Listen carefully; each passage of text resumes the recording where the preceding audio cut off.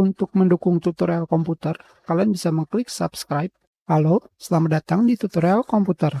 Tutorial kali ini mengenai format gambar atau foto apa saja yang didukung di Windows 11. Di sini sudah ada 6 format gambar. Sekarang kita akan mulai dengan membuka file berformatkan HEIC. Di sini format gambar berformatkan HEIC bisa kalian lihat. AVIF bisa kalian lihat. JPEG tentu saja. Begitu pula dengan metadatanya. RAW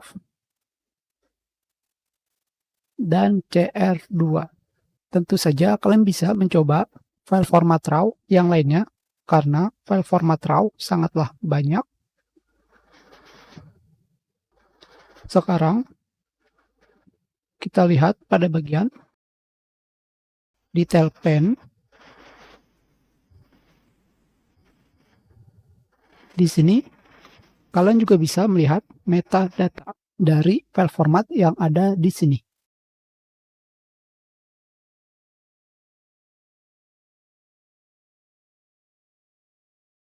Jadi dari 6 file format ini yang belum didukung hanyalah JXL.